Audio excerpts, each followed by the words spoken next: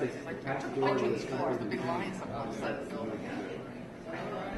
How would you like to give your presentation? Sure.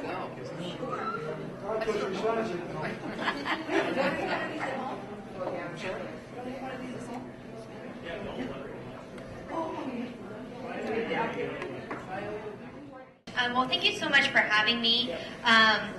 I've come today from Boston. I'm a professor at the New England College of Optometry, and I also see patients at the affiliated clinics for the College of Optometry. Many of you know my colleague Lexi Malkin, who has spoken at previous Lions events. Both Dr. Malkin and I have very fond memories of the Lions as support when we were students in optometry school, all the glasses that went on the overseas trips with us. I did my master's degree at the Scapin's Eye Research Institute, where the Lions sponsored the eye examination lane for that research institute. In Maryland, the Lions have a huge role in our low vision rehabilitation clinic. So both Dr. Malkin and I specialize in the care of patients who are partially sighted or blind, to help them move forward, to find different ways to accomplish the tasks that are visually difficult for them to do. And so we both have now returned to Boston, where we both went to optometry school, to teach at the optometry school we went to after practicing at Johns Hopkins, where the Lions have an active role in the clinic there and in all of the research there. And so I wanted to talk a little bit about, well, what is low vision? What do we refer to when referring to low vision? And really, you can think about it as visual impairment that really can't be corrected with glasses and cannot be corrected with contacts, and it cannot be corrected with any further surgical intervention. So in the majority of these cases are caused by age-related eye diseases in a lot of cases. So many of my patients have glaucoma, many of my patients have macular degeneration, and they're receiving many injections in their eyes, but despite the injections, their vision can only improve so far. And so they still have trouble doing their reading and activities of daily living.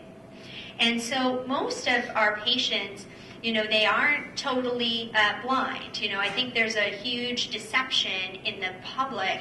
We think of either fully sighted 20/20 or no light perception, but there's a huge spectrum of vision loss in between those. And most of our patients have usable vision, and we have to sort of maximize what they have to help them accomplish what they need to do. And so I've written here that visual impairment does not equal legal blindness, and it does not equal total blindness. That is a spectrum from mild vision impairment to total blindness of all the patients I see. And so in a lot of my slides, you'll see this acronym LVR, and we term that as low vision rehabilitation. So this is the process of teaching someone how to use their remaining vision to the best extent they can, to function better in their daily lives, in their workplace, in their home.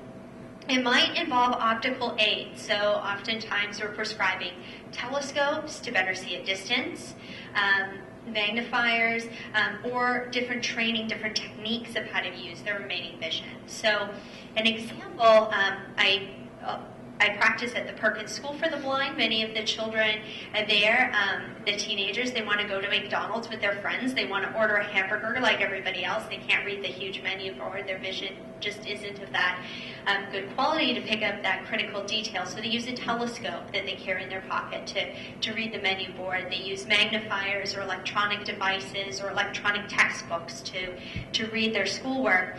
And many of my older patients use similar type of aids. And usually this is a team approach. So the optometrist is sort of at the head of the team, understanding the pathology that the patient has, their needs, and sort of develops a plan. So one of my patients is very involved in work. He needs to travel for business. He has very limited side vision, only can see a small window. And so to navigate in an airport and understand where the sign is and try to read the sign and where you need to go is very difficult. And so we had to involve an orientation and mobility specialist, so a specialist who is qualified in training people how to navigate with limited vision. And in his case, he uses a long white cane. And so he has to be measured for the cane. We have to consider how fast he walks, how long he walks, etc. for that cane, and be really trained to use it, and to train to pick up other cues when he crosses a street, how to listen to the traffic, and so on. So it becomes a team effort of a number of different professionals. Might involve an occupational therapist to make sure that the home is safe now that the patient has limited vision, to make sure there's adaptations in the home so that they're not burning themselves or the food in the kitchen. They may need additional equipment or adapted equipment in the kitchen to be able to cook for themselves. We might need to put grab bars in certain places. We might need to mark stairs so that it's easy to identify the edge of the stair. So it becomes a team approach between the optometrist, occupational therapist, ophthalmologist if the patient is undergoing continues to undergo treatments, an orientation mobility specialist. And so, while vision impairment may limit a person's ability to read, write their checks, or independently manage medications, vision impairment can also preclude driving and walking. Falls are a huge thing that we're worried about when we're thinking about low vision and thinking about that patient and how to maximize their quality of life.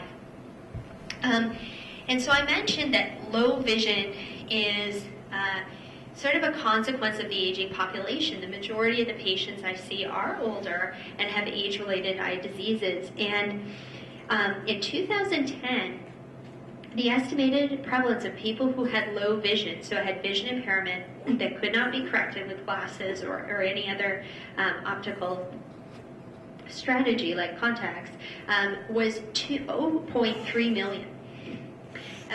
And the number of new cases that year was 400,000. And our estimates for 2020 is that this number of people with low vision will grow to 2.6, nearly 2.7 million, and then the incidence of new cases every year will also increase to nearly 450,000.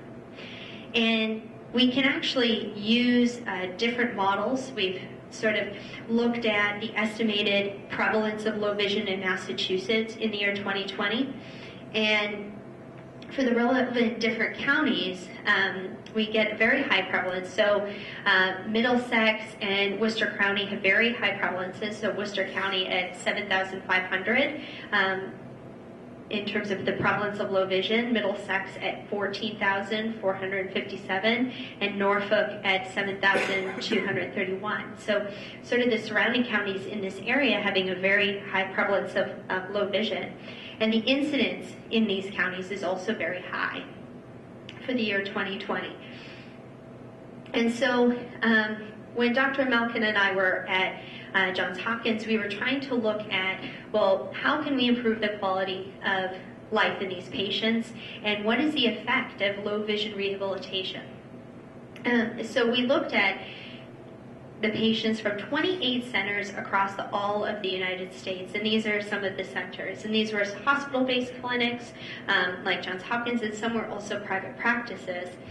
And what we found is we were trying to look at the different characteristics of who presents to a low vision clinic for help. And the age, by and large, was around 77 years. Most of the patients were female because we live longer. I always like that joke, but maybe not that. Most of the patients had macular disease. They're affected by dry or wet macular degeneration, followed by diabetic retinopathy or stroke. And these were some of the other traits of the low vision patient. So we can see that part of the screen's cut off there, but many actually had other chronic diseases. Many were living alone. A few had some support obtained, and there was about a third of patients that were actually still driving. And these were the complaints of the patients that presented to the low vision clinic for help. So the number one complaint was reading, difficulty reading, whether that be a food package, a novel. So a lot of different reading complaints, followed by driving, difficulty using devices, and so on. What was most surprising for all of us is that for many years, most of the patients that presented to the low vision clinic were legally blind. But we found that now, since the year 2000, many of the patients presenting to low vision clinics actually had mild to moderate vision impairment. So these were patients who were receiving injections perhaps for wet macular degeneration, but still not satisfied with the vision they had, still having mild to moderate vision impairment around 20/60 vision or 20/70 vision. And so what we learned is that we have to consider our whole patient and not just their eyes. So that low vision patients have other chronic health problems, about 93% of them. Many have hearing impairment, and many have other physical limitations to their walking in addition to their vision. We asked patients to rate their quality of their vision, and we expected that the patients with better vision, so these patients with 20/20 to 20/60 vision, would rate their vision better than those with 2500 or worse. But as you can see, everyone was around the same range, everybody rating their vision as fair or poor. So it showed us that even mild vision impairment, we shouldn't slough off. We shouldn't ignore the difficulties that these patients are experiencing with respect to reading and other functions. We looked also at their vision and how it affected sort of different areas. So their reading, mobility, their walking, their visual motor skills, so writing and things, and also visual information. So that would be like watching television or recognizing faces. And as you can see, that the whole graph sort of declines such that as the vision gets worse, your ability to do each of these things declines with it. There's a lot of emotions that patients with low vision report. Many report feeling depressed, difficulty coping with vision loss, feeling anxious, feeling angry, feeling very frightened, frustrated, or even sad. Many had falls within the past 2 years. As the first column on that graph, many of these falls were related to their vision, some at home, some on the curb, some outside, and some on steps. And in the older patient population, as you know, there's a lot of hype in the media about falls in elderly patients, and that we want to limit these falls as much as possible because it increases hospitalization rates and other complications. And so preventing a vision-related fall for someone with vision impairment is incredibly important. So we have a huge problem here in that we have an aging population, and with that aging, the population of those with vision impairment is increasing.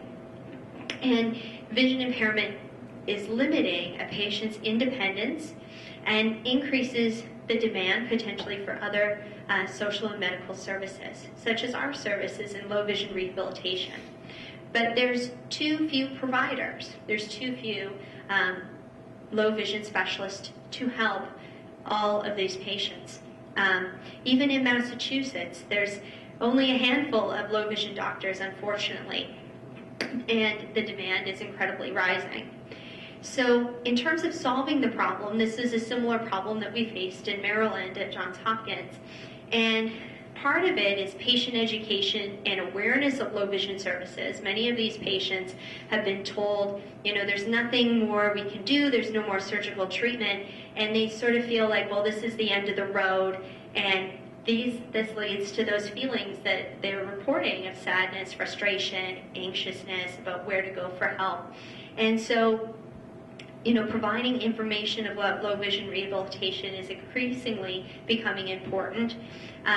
Provider education to improve confidence in performing low vision rehabilitation. And this stems to our mission that Dr. Malkin and I have is to educate the local eye doctor, the primary eye care physician, about how to take care of patients with mild to moderate visual impairment. What are some initial strategies to try?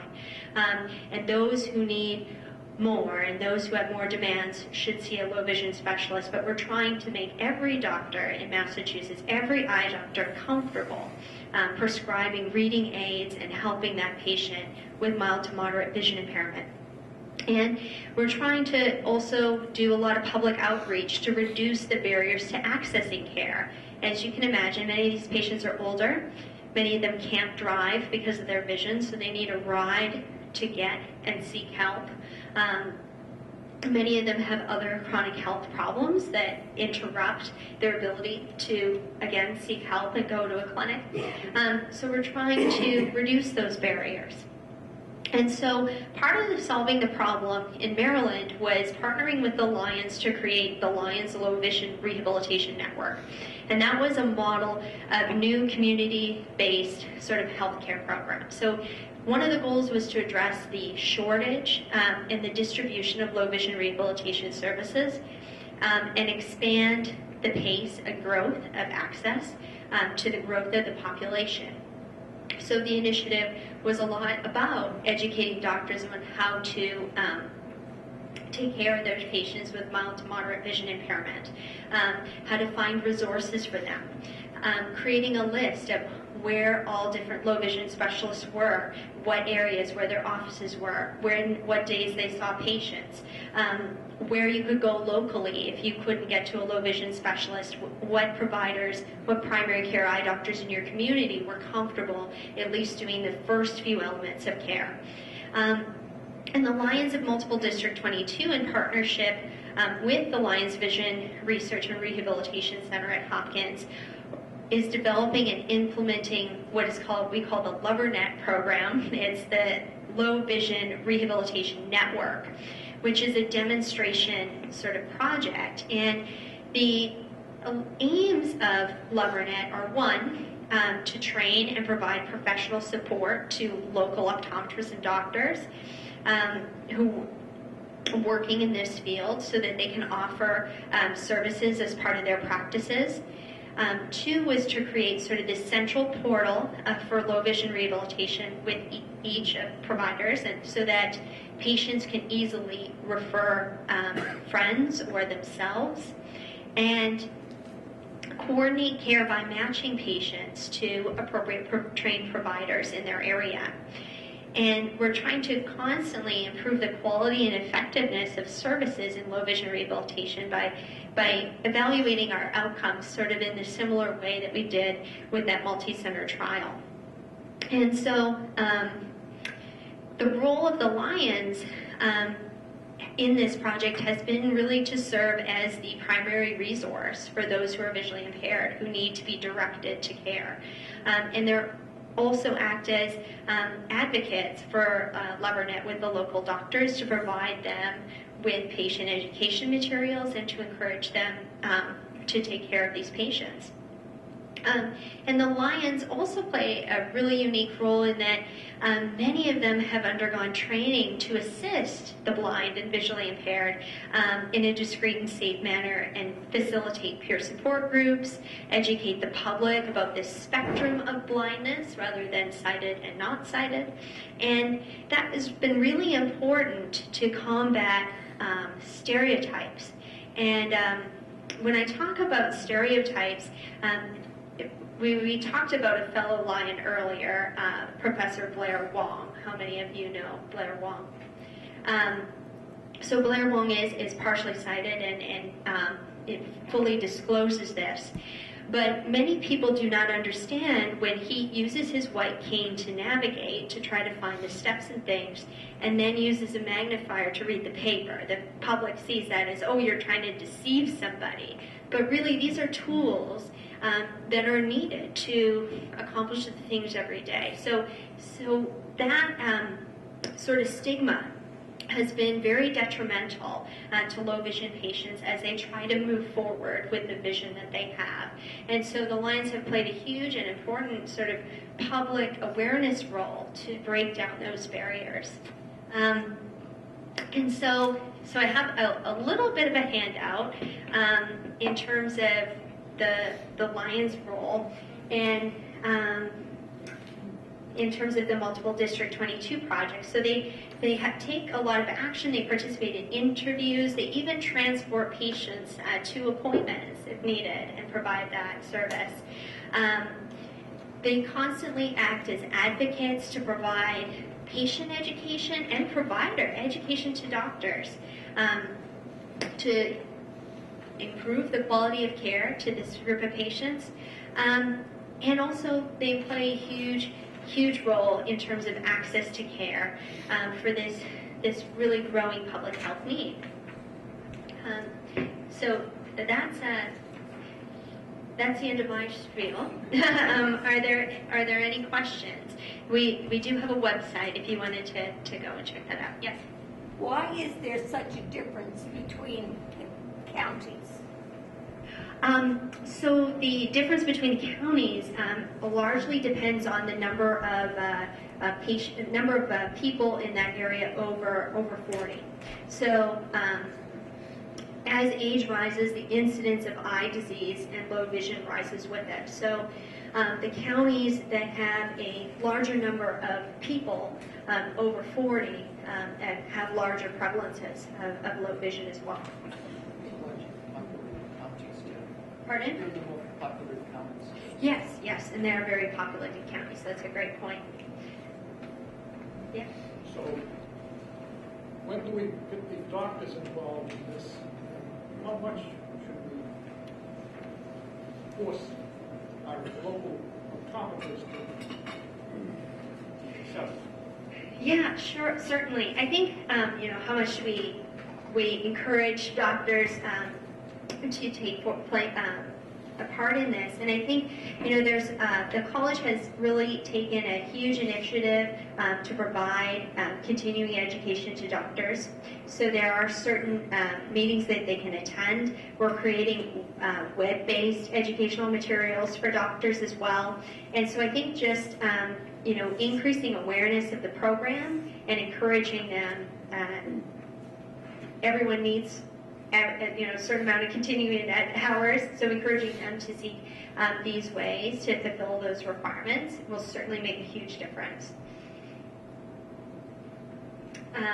One of our most recent initiatives at the college in terms of doctor education was a one-day low vision university, we called it. And for that one day, we had over 80 providers take part. Which is one of the largest continuing education events that the college has had. So, I think the doctors are aware of the issues. They are aware that our population is aging and they want to help. And so, providing more and more resources for them and more resources for the patients to get to help is really going to be the answer to mitigate this problem. Does multiple District 22 do? Yeah, so in multiple District 22, they played a role in terms of funding the program. So they played a role in assisting with making a lot of the web portals for patients to access, for doctors to access, and they played a very direct role in terms of transporting, individualized transporting patients to their appointments, etc. Why is it that the doctors really haven't paid that much attention to low vision? You started out in talk, I guess, initially. Yeah, why haven't they paid attention? I mean, I ask that every day too, right? Why didn't the other doctor pay attention? I think that oftentimes patient volumes have really increased in all doctors' offices, and I think sometimes we're trying to deal with the crisis, and the crisis being, oh, there's an eye disease, oh, we have to treat, and then the conversation stops, and so then the patient doesn't always now has this diagnosis and now has this problem that they have to move forward with, and sometimes there isn't always that communication about, oh, gee, what is my next step? And so I think if we can increase sort of public and general awareness as, okay, well, if I've got reduced vision and I have to come to terms with it, this is where I go. And so that is sort of what we're trying to accomplish here. So At that low vision age of my life, and say to myself, I hope there's going to be care for me. So fortunately, I have Lions actually. right. Great resource there. I was just surprised that I Yeah. And this was actually, the low vision clinic at Hopkins was one of the first low vision clinics in the country, and it was started by Dr. Patz, who was chair of ophthalmology at that time, and his good friend was Helen Keller. And Helen Keller convinced Dr. Patz to go to the Lions for assistance with his mission for a low vision clinic, because Dr. Patz had a very kind heart and had discovered the cause of retinopathy of prematurity. And now, after he had discovered the cause and prevented blindness from retinopathy of prematurity, all of these children had reduced vision. They had vision, but it was reduced vision, and he wanted to make sure they got their needs met and that they moved forward in school and they had resources. And so Helen Keller really pushed him to really involve the Lions in the low vision clinic at Hopkins. And so that's how all of these initiatives in Maryland came about, and why they've really become sort of a center of excellence. It's the Lions Multiple District 22 Center. It's the Lions Multiple District LOVRNET project, and it is really their mission to pass that message forward onto other Lions clubs, other states, to really get that message that Helen Keller had, not to ignore rehabilitation and not to ignore the path to move forward. So that's why we're here in the great state of Massachusetts.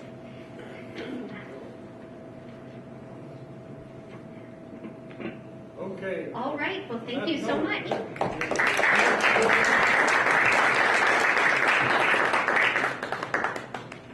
Let me see if I have something to do. Cool.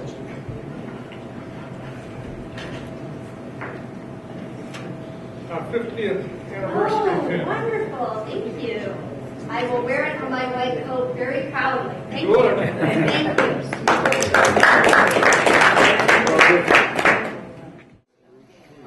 Good to see you. Starting in. Welcome to our club. Yes, thank you. Oh, perfect.